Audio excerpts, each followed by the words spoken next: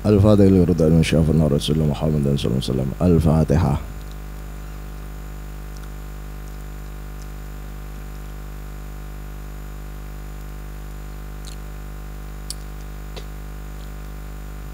Fatihah kedua kita khususkan seluruh jamaah Masjid Ar-Raudhah, mugi-mugi oleh Allah diparingi kesehatan lahir batin, sehat walafiat, panjang umur, rezeki lancar barokah. Al-Fatihah.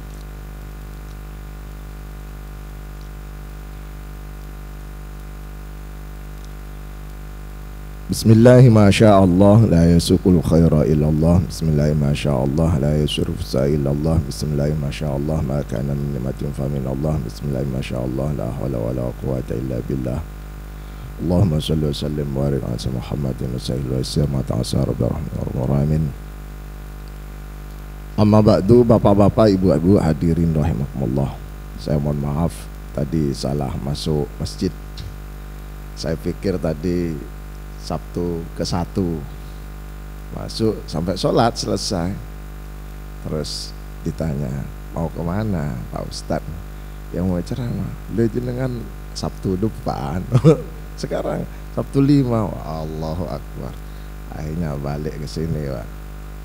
Untung belum pulang semua ini. Pulang nggak apa-apa. Saudara, salah seorang sahabat yang cerdas dan pakar di bidang tafsir atau qiraat adalah sahabat Abdullah bin Mas'ud. Sahabat Abdullah bin Mas'ud ini nanti menjadi salah satu rujukan tabi'in di dalam meriwayatkan qiraat ataupun tafsir, sehingga qiraat yang muncul di antara kita itu macamnya banyak Pak. Ada qiraatus sab'ah, ada qiraatul asyarah dan seterusnya. Kalau di Indonesia, di Asia pada umumnya, termasuk di Mekah, di Madinah, itu qiraatnya menggunakan riwayat Ibn Hafiz dari Asim. Kalau di Afrika, di Eropa, itu adalah qiraatnya qiraat Imam Warash dari Nafi'. Apa perbedaannya? Tidak ada perbedaan yang signifikan, tetapi ada beberapa hal. Contoh, ketika sholat, Allahu Akbar, Bismillahirrahmanirrahim, Alhamdulillahi Rabbil Alamin, Ar-Rahmanir-Rahim, Maliki Yaumiddin. Mimnya panjang, mim fathah, ma ada alifnya, lam kaf. Maliki Yaumiddin itu Hafiz dari Asim. Kalau Imam Warash, riwayat Warash dari Nafi', mimnya pendek. Dalam salat Allahu Akbar, Alhamdulillahi Rabbil Alamin, Ar-Rahmanir-Rahim, Maliki Yaumiddin. Pendek, beda, tapi maknanya sama. Apa pentingnya mengetahui ini Bapak Ibu Saudara hadirin rahimakumullah? Pentingnya saat besok panjenengan misalkan haji lagi atau umroh lagi, amino, amin, pulau balene misalnya panjenengan haji lagi, umroh lagi, plus ke Maroko, ke Jazair, atau ke Afrika, atau ke Eropa, kok imamnya baca, kan mereka Maliki Yaumiddin, panjenengan langsung tidak kaget. Aku ngerti ini qiraatnya riwayat Warash dari Nafi' yang dijelaskan Pak Ustadz itu waktu Sabtu tanggal 29 di Masjid Ar-Raudhah Gedangan Sidoarjo. Aku ngerti. Tapi kalau gak ikut kajian pagi ini, orangnya pulang ketika haji plus ke Eropa, ke Afrika, imamnya Allahu Akbar, Alhamdulillahi Rabbil Alamin, Ar-Rahmanir-Rahim, Maliki Yaumiddin. Ini gak benar, ini imamnya salah bacanya. Begitu. Ini pernah kasus di Indonesia Pak, di Surabaya Pak. Imamnya itu terlalu cerdas, terlalu pintar, terlalu berpengalaman. Akhirnya mempraktekkan qiraatus sab'ah, termasuk Imam Warash ini. Imamnya pendek. Maliki dibaca Maliki Yaumiddin. Heboh Pak, Surabaya heboh belakang. Oh apa salah? Ojo iku sing dadi imam. Apa Pak? Salah maca Fatihah. Apa yang salah? Maliki dibaca Maliki. Nah, untuk Al-Fatihah itu sama-sama bisa. Orang Malaysia menyebutnya tape, tape.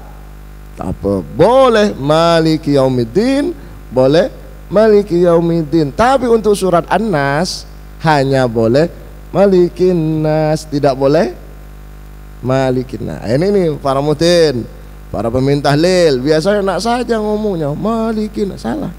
Yang benar Malikin Nas. Qul a'udzu birabbin nas, Malikin Nas, tidak boleh Malikin Nas. Ini harus hati-hati. Tapi kalau sudah kulino Pak, mulai kecil tahlilnya Malikin Nas, ya begitu Pak. Atau baca doa kunut Pak, Allahumma hdina fi, atau Allahumma hdini fi man hadait. Pendek hanya. Kan banyak itu imam-imam, bukan di sini, sana.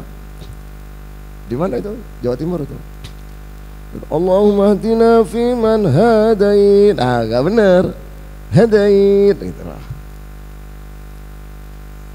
Kecil. Cuma maknanya berbeda. Allahumma antas salam wa minkas salam wa ilaika ya'udus salam fahayyina rabbana bisalam wa adkhilnal jannata darussalam tabarak. Yang banyak tabaraka, tabaraka. Yang benar tabarakta wa ta'alaita ya dzal jalali. Yang orang-orang terjang bacanya tabaraka wa ta'alaika. Enggak benar. Yang benar tabarakta, ta fathah, wa ta'alaita tabarakta, engkau memberkahi ya Allah, wa ta'alaita engkau maha luhur ya Allah, ya dzal jalali wal ikram. Atau perbedaannya apa Pak antara Hafs dan Warash? Misalkan baca ad-duha, wad-duha wal laili idza saja ma wada'aka rabbuka wa ma qala.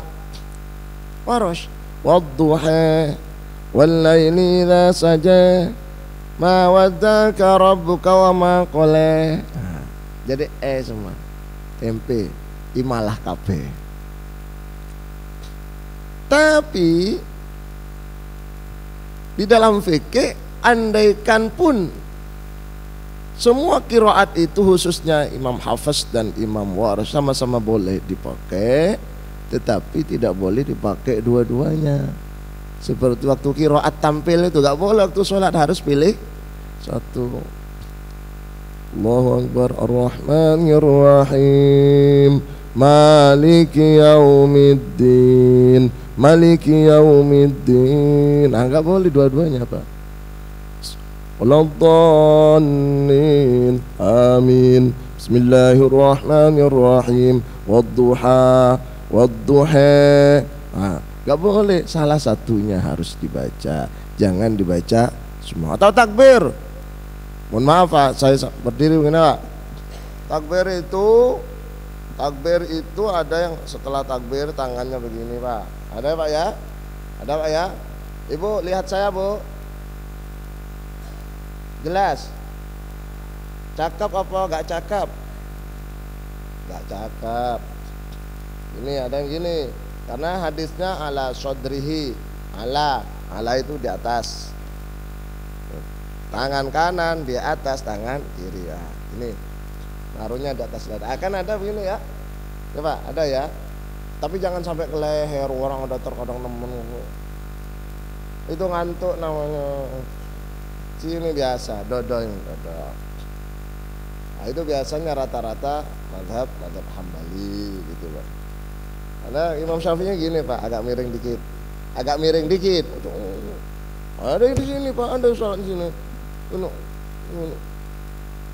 Lopo tangannya patah tak? Dikit aja. Imam Syafi'i tengah. Kemudian Imam Hanafi, mazhab Hanafi util Pak, sini pusar. Ada pusarnya apa semua Pak ya? Punya pusar semua Pak ya? Kalau nggak ada pusarnya itu apa namanya? Hah? Kuda. Yang nggak ngerti berarti bukan orang desa. Oh ini nggak ada udil ya, koyo kuda ngono Pak. Nah, ini pusar gini. Ini mazhab Hanafi seperti orang India, Pakistan, termasuk Mesir sebagian. Kalau begini, ini mazhab Maliki seperti orang Eropa, Afrika. Gini Pak, warsala yadeh, tangannya dilepas. Jadi orang Mekah itu rata-rata ini, Timur Tengah, Irak, ini Pak. Orang Indonesia begini, tapi tidak semua. Ada yang orang Mekah yang begini, Hanafi, Maliki. Ini kan sama-sama boleh, tetapi tidak boleh praktek semua waktu sholat. Allahu Akbar, nggak boleh. Enak, mentang-mentang wis ngerti kabeh diamalno kabeh, nggak boleh Pak. Harus pilih satu. Iya. Kalau begini masih ringan. Waktu sujud khawatir Pak dipraktek semua. Berdiri, mohon maaf, saya praktekkan Pak ya. Mohon maaf Pak, sorry to say. Ini kiblat sana, kiblat sana.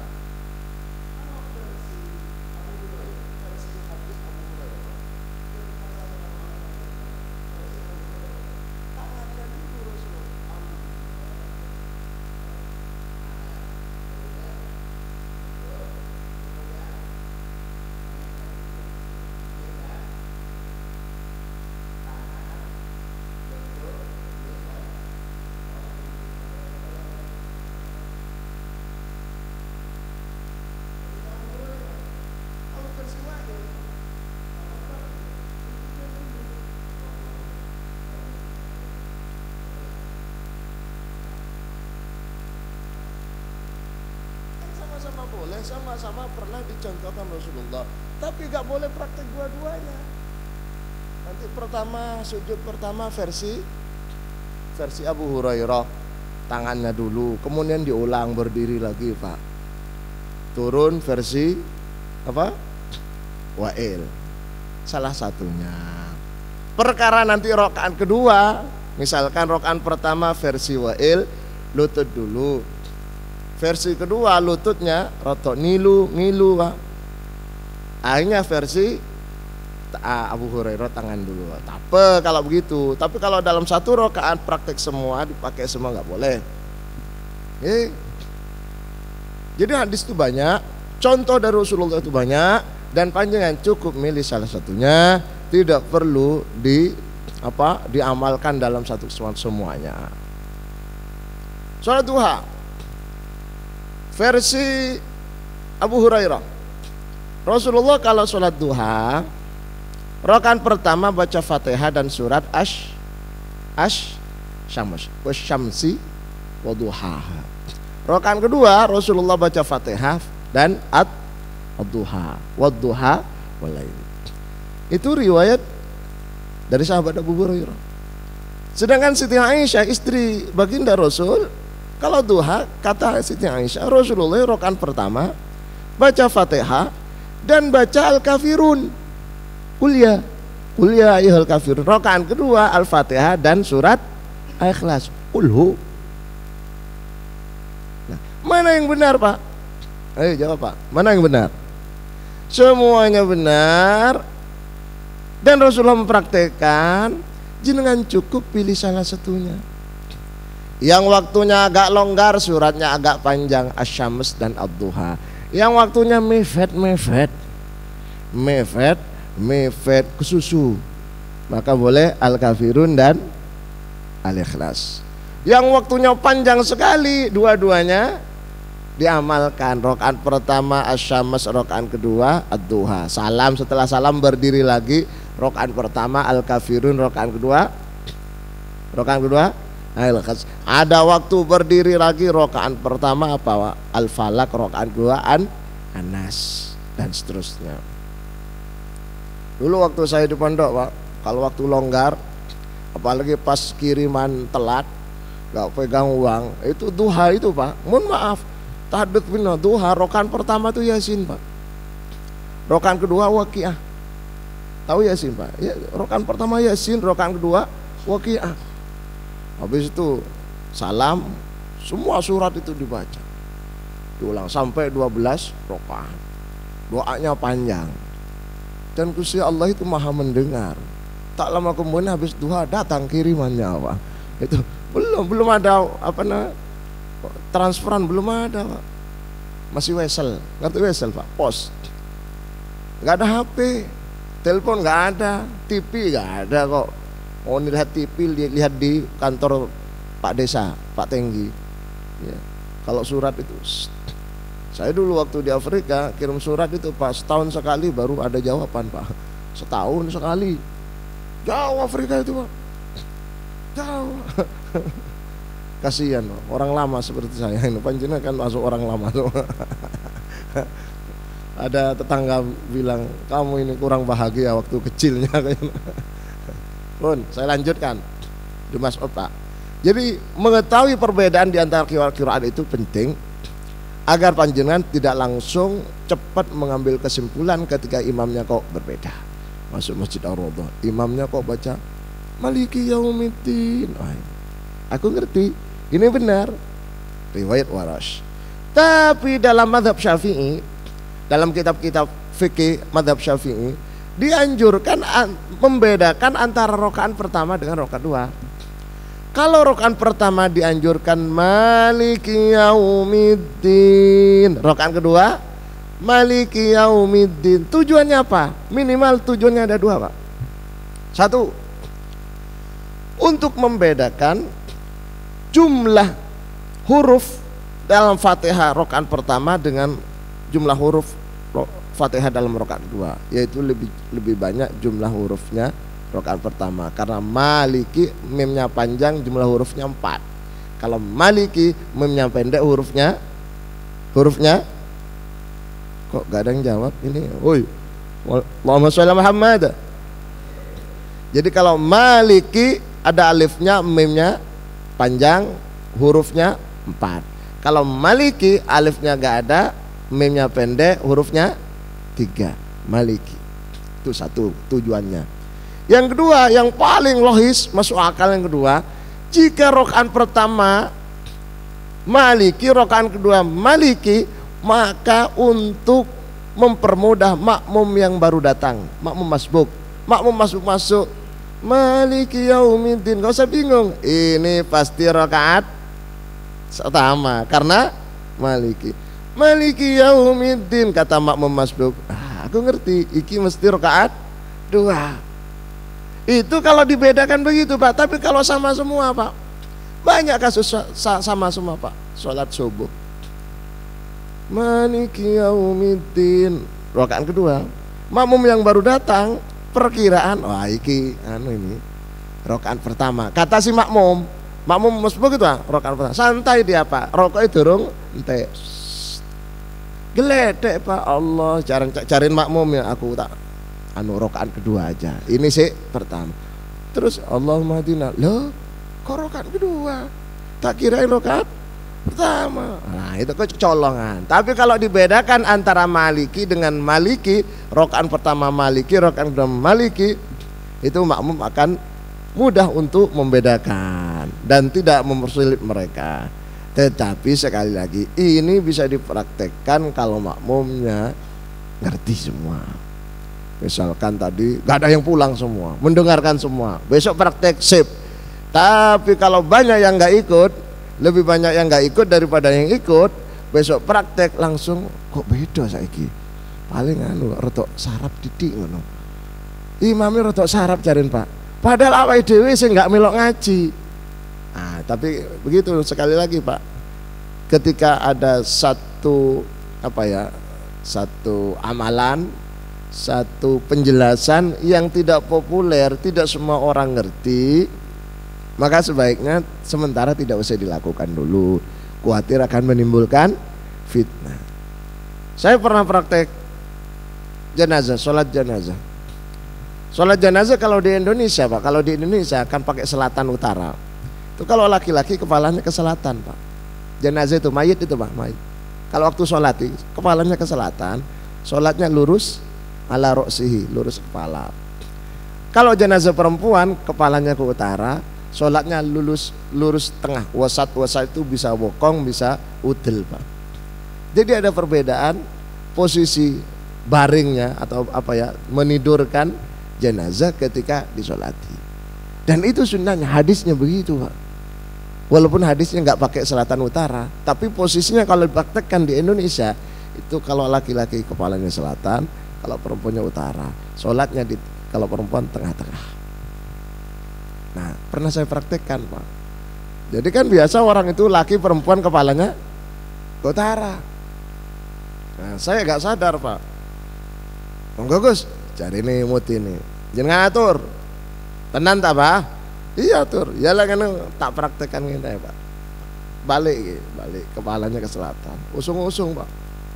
Ngomong sing buri, model anyar. Padahal gak anyar ini Pak. Jaga zaman Rasulullah begitu. Kok dibilang model? Kenapa kok bilang begitu Pak? Karena dia tidak pernah tahu. Waktu dijelaskan tidur atau pulang. Saya gak terlalu panas Pak, dibilang model anyar. Mari sholat, ngomong sing buri sambil pulang, santai Pak. Ini aliran sesat ini.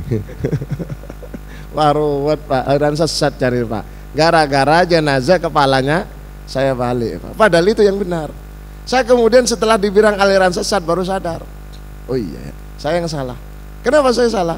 Mereka itu belum siap. Mereka belum siap. Karena mereka belum siap, maka semestinya ditunda dulu pengamalan itu. Karena masalah kepala selatan atau utara itu hanya anjuran, sifatnya sunnah, tidak wajib. Yang penting jenazahnya ditidurkan, jangan diberdirikan waktu sholat. Contoh lagi Pak, ini saya belum baca hadisnya Pak, bahwa pentingnya untuk mengetahui siak situasi dan kondisi Pak, sikon. Makan, ini ada sarapannya kok ya, itu ada sarapannya Pak, ini Pak, nggak makan. Orang makan itu kan dianjurkan kaki kiri didudukin, kaki kanan berdiri, kan begini Pak.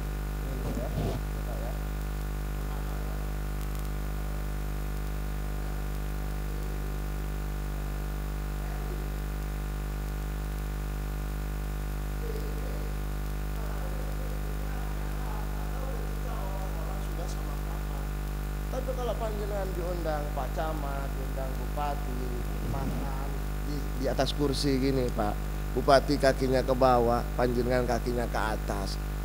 Cari ini apa? Ajudan, kakinya ke bawah gak sopan, sunnah. Nah, ya apa Pak? Ya Pak, akan menjadi fitnah Pak. Sir, kata Mbak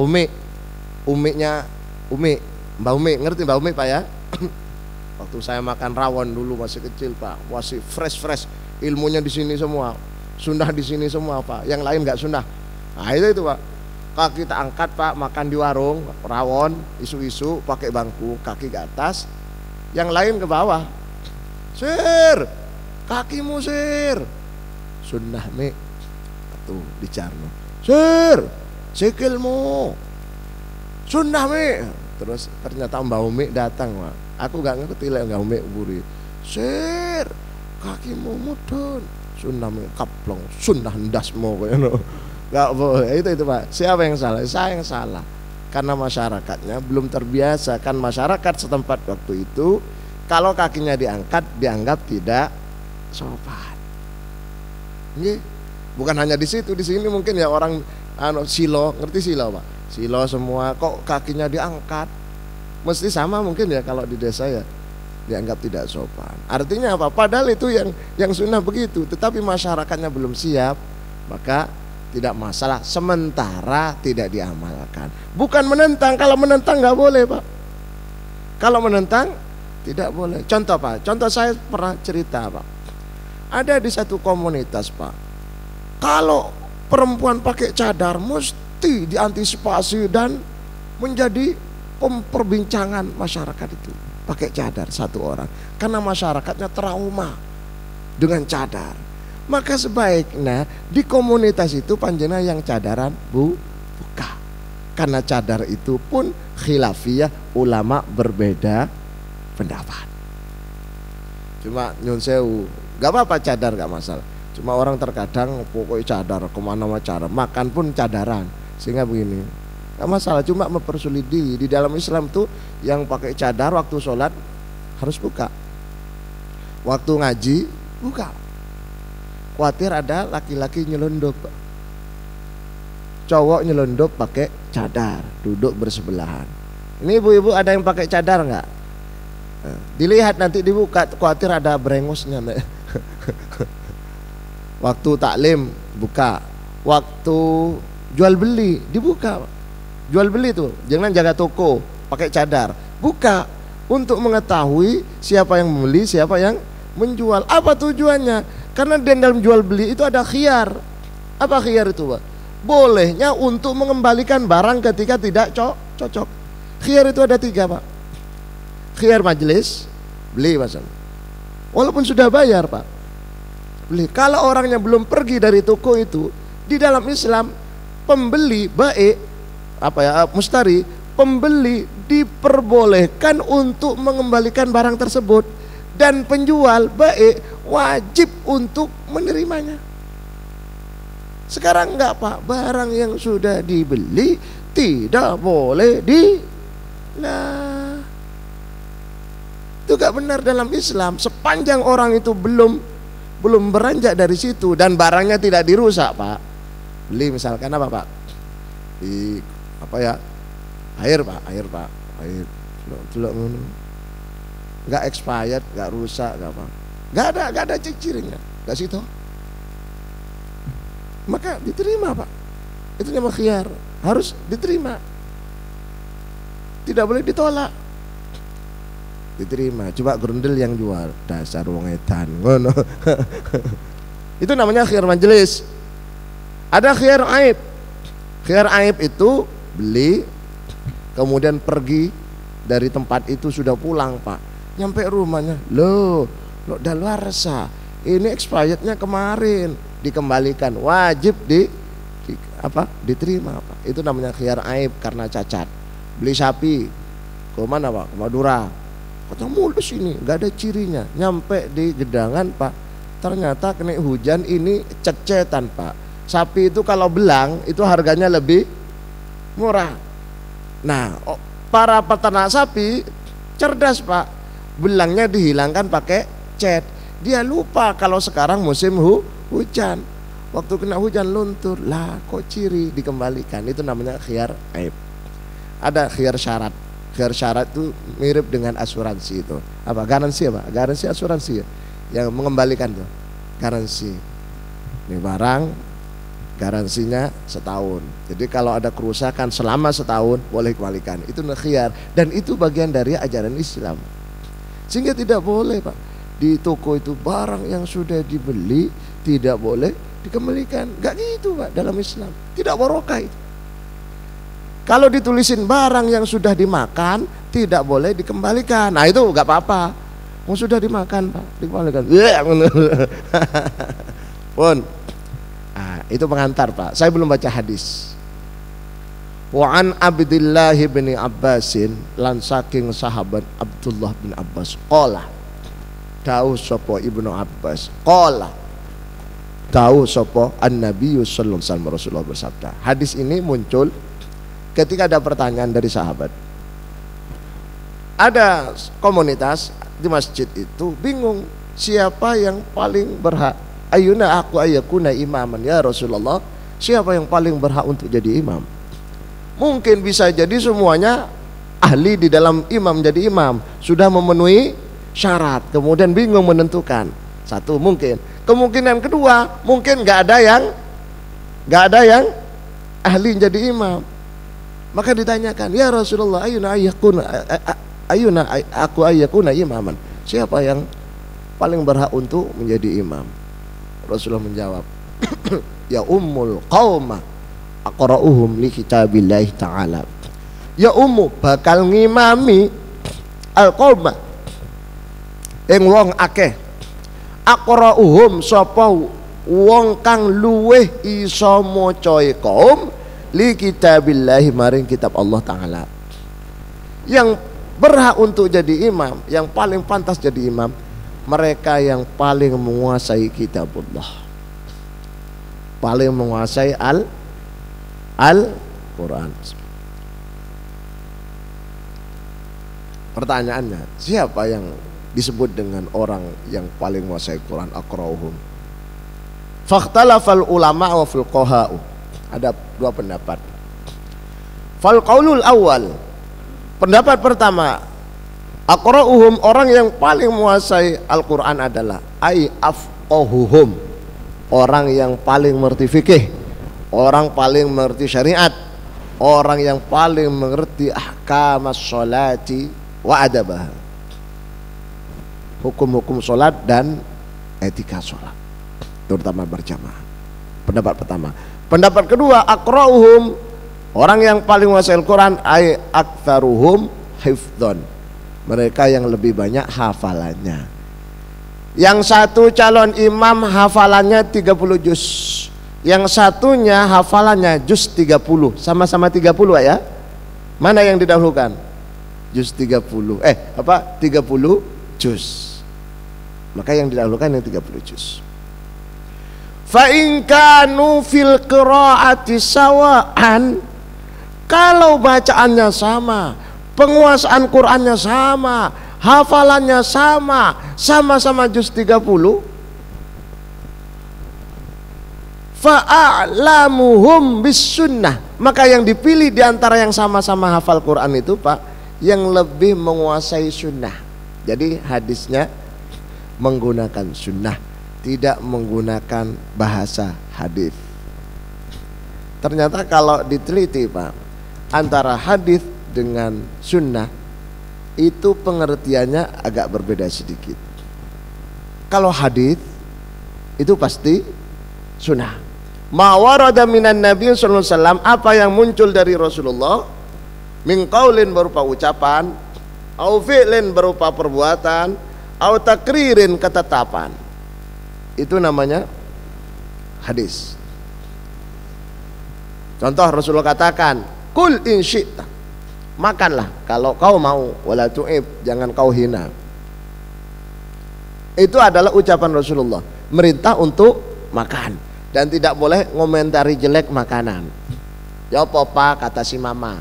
Mama papa ya Pak, atau papi, mami. Apa papa boleh, papi mami boleh, pipi mimi boleh, enggak boleh pipa, itu paralon Pak. Pak ya apa Pak mangane? Enggak enak, sering lanang enggak enak, enggak boleh Pak. Ya apa mangane? Anyep. Ya apa? Kasinin. Pokoknya intinya enggak enak. Orang yang mengatakan makanan tidak enak itu pasti dia kenyang. Kalau orang lapar Pak, semua makanan enak. Apa buktinya? Jangan poso, ngerti poso Pak? Poso, waktu buka disediakan oleh Masjid Ar-Raudhah air putih, iya kan? Si ono teh, misalkan nggak ono teh, air putih, sego bungkus, iwak tahu tempe, ono sambeli didik, kemudian urap-urap didik. Pokoknya sederhana sekali, mau repet, Allahu Akbar dimakan Pak, subhanallah, nikmatnya alhamdulillah. Kenapa nikmat? Watange luwe. Makanya saudara kita tukang becak engkol Pak, ketika capek siang dikasih sego bungkus iwak sederhana dimakan, ya apa Pak, alhamdulillah. Oh, kenapa? Watange luwe, terasa nikmat. Coba panjenengan yang biasa kenyang jenengan kon sugih kabeh nggih, amin. Posisi kenyang Pak, disediakan waktu walimatul arus, makanan prasmanan semua nikmat Pak, enak-enak. Terus kata istrinya, Pak apa Pak? Kanu sing pas gak enak kabeh. Bukan gak enak kabeh, iku wetengi mari mangan di warung rondo niku Pak. Nggih. Makanya Sunan Derajat itu, ngerti Sunan Derajat Pak ya? Sunan Derajat itu, beliau mengatakan begini dalam bahasa Jawa, mangano sing enak. Ayo, cuma dipelintir oleh bapak-bapak. Ayo, nang di golek panganan sing enak. Apa perintahnya begitu? Mangano sing enak. Bukan pangan enak gitu Pak. Posisi makan waktu wetenge luwe, sehingga semua makanan terasa nikmat. Belajar sing kurang, ngaji yo sing kurang. Berarti ojo akeh-akeh. Maksudnya ngaji seayat kurang, sak lembar kurang begitu, suruh kurang Pak. Turu sing enak, sing nyenyak. Turu nyenyak iku lek posisi ngantuk. Lek gak ngantuk senajan kuping bantal Pak, bantal ben turu gak iso turu wong jenenge gak ngantuk. Apa wong-wong lek sudah lanjut usia 50 tahun ke atas Pak, 60 tahun sudah pensiun lek bengi ku gak iso nyenyak turu diluk-diluk. Apa? Biyen sik cilike wis tuwa. Sehingga oleh Gusti Allah diatur semua itu Pak. Orang tua rata-rata tidurnya sebentar. Betul apa betul? Betul. Itu siklus Pak. Jenengan waktu cilik turu tok mangan meme cucu ya. Tutu bobok mari bobok ngono Pak. Adus mangan guyon. Lek wis tuwek turu wis tuwa sehingga tidurnya sebentar. Itu isyarat dari Gusti Allah.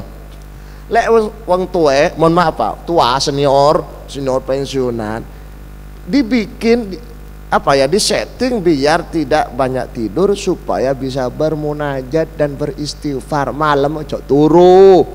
Makanya lek gak iso turu ojo delok YouTube lan TikTok tok. Wis ambil wudu, salat, wiritan zikir. Adoh masjidku. Lek iso nang omahku ana sejadah khusus.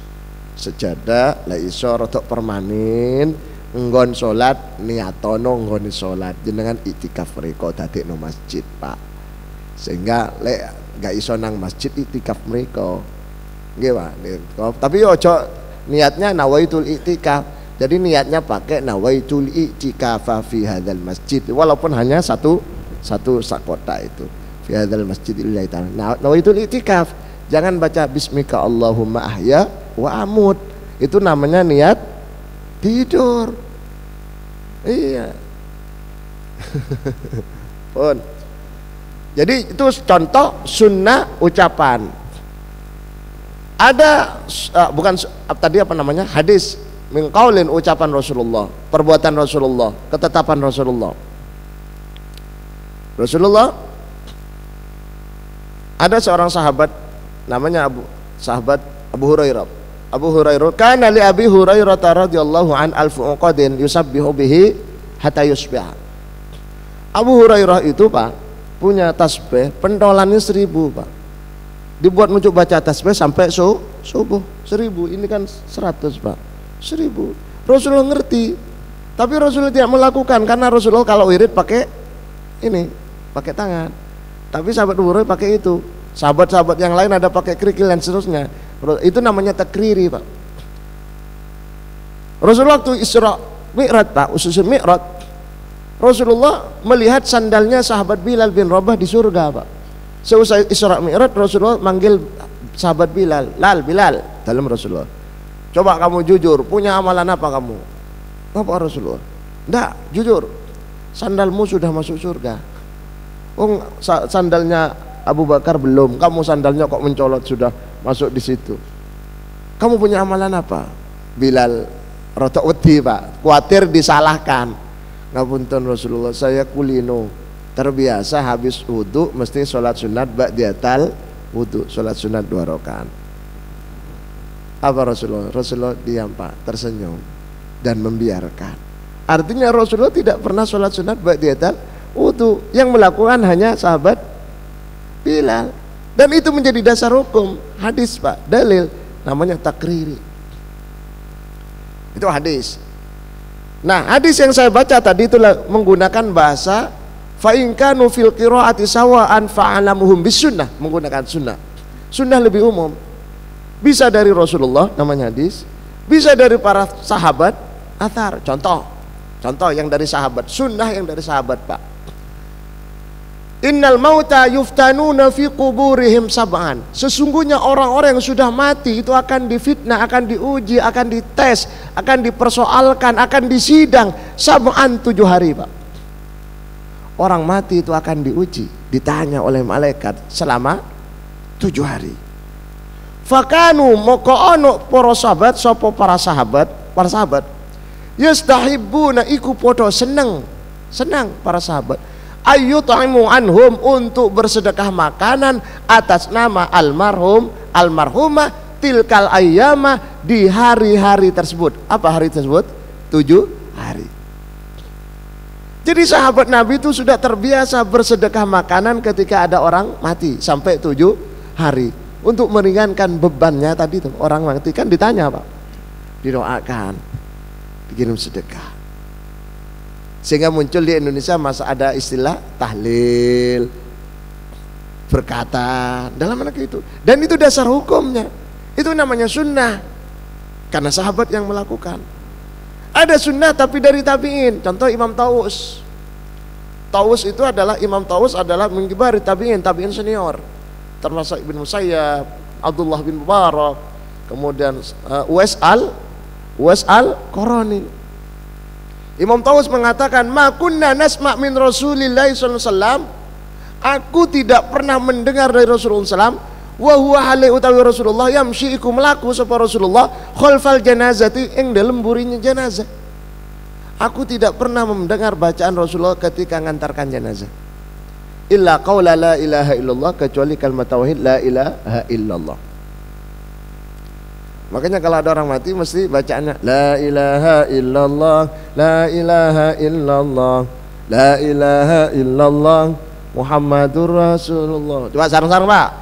La ilaha illallah, la ilaha illallah, la ilaha illallah.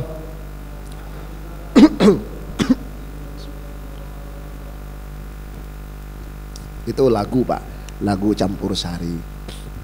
Sebab kalau di Mekah, Madinah, di Mesir, di Maroko lagunya gak gitu, tapi kalimatnya sama la ilaha illallah. Jadi kalau di sana la ilaha illallah, la ilaha illallah, la ilaha illallah, nah begitu Pak, itu nggak ngerok, bacaannya sama, lagunya beda, sini campur sari, sana ngerok. Makanya bisa diganti. Mudah-mudahan panjang umur. Misalkan ada orang mati, nanti lagunya ganti Pak, niru Mekah. Katanya mau niru Mekah semua Pak. La ilaha illallah, cari tanggul. Oh, kesurupan wong. Nah. Ini dalil Pak, bahwa bacaan untuk ngantar jenazah itu la ilaha illallah. Sekaligus membantah pernyataan Ustadz di YouTube yang viral Pak. Satu-satunya Ustadz di YouTube yang viral mengatakan bahwa yang benar ngantarkan jenazah itu orangnya dulu, kemudian jenazahnya. Ada itu. Ya baru-baru ini orangnya dulu berangkat, jenazahnya. Jadi jenazahnya ditinggal Pak. Yang benar itu jenazahnya dulu, orangnya mengikuti. Ini Rasulullah, wa huwa hale utawi Nabi Muhammad yamshi iku mlaku sapa Rasulullah khalfal janazati ing dalem burini jenazah. Burini pun benda jenengan melaku mereka, burini pun di Pak. Mriki napa mereka? Mriki. Nggih, itu yang benar. Jadi yang benar itu ngantarkan jenazah, orangnya di belakang untuk menghormati jenazah. Nggih. Walaupun jenengan ustaz, kiai, tetap buri, gak boleh karena mentang-mentang kiai depan kiai. Ini bukan karnaval Pak. Kalau karnaval ada yang di depan, ada belakang. Ini jenazahnya di depan. Makanya panjenengan kalau ada ambulan jenazah atau orang jenazah, jenengan minggir, berhenti. Jenazah rombongan, dedeng minggir. Akhirnya apa? Tiba mereka kualat. Ada rombongan jenazah, Rasulullah berdiri, dijawil oleh sahabat Nabi, itu Yahudi, yang mati itu orang Yahudi, orang kafir. Apa kata Rasulullah? Kan itu juga manusia. Iya manusia Rasulullah, saya hormat manusianya. Itu orang kafir Pak. Jenazah lewat, Rasulullah berdiri. Kita sama muslim, ada orang mati Pak, nggak ngereken Pak. Nah, nggak boleh begitu Pak. Jadi ini hadis ini belum selesai Pak, tapi sudah bunyi. Saya lanjutkan dikit lagi Pak. Jadi untuk ngantar jenazah itu pakai kalimat tauhid la ilaha illallah. Jangan diganti yang lain. Pernah waktu kasus waktu corona itu Pak, Ada jenazah diantarkan hadrah Banjari pakai sholawat, sholatullah, salamullah, jenazah. Saya penasaran habis viral di WhatsApp grup-grup. Kenapa sih pakai hadrah? Kan bukankah sunnahnya itu pakai kalimat tauhid la ilaha illallah? Apa bilangnya? Mohon maaf, Rob, ini yang mati vokalisnya Banjari. Jadi untuk mengenang masa waktu dia tampil kan vokalis Pak, ngerti vokalis Pak? Iya. Vokalis Banjari sholawatan biar kenang-kenangan terakhir baca sholawat. Untung yang mati vokalisnya Banjari. Kalau yang mati vokalisnya Campur Sari Pak, kan Pak Ruwet Pak. Nah itu Pak ya. Pun. Jadi hadis ini belum selesai. Semestinya hadis ini menjadi urutan atau ketentuan di dalam penentuan siapa yang boleh jadi imam. Jadi yang Quran yang bagus, kemudian hadis, penguasaan hadisnya bagus.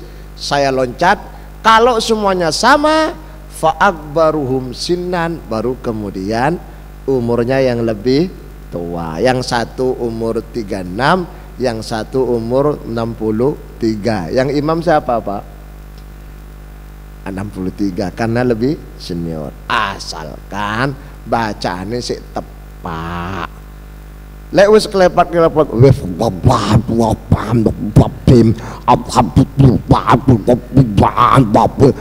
gak tepat, wis lebih baik jadi makmum walaupun sudah senior. Saya pernah kecelik Pak, ada orang sudah sepuh 80, mohon maaf giginya sudah habis. Anak antan tadi Imam Salat maghrib, aku tadi nak juga kelatih katanannya gak tepat. Subhanallah, umur 80, saya curiga gak gelem takbir pas agak buri, engko lek gak tepat aku tak mundur, tak sholat ijab.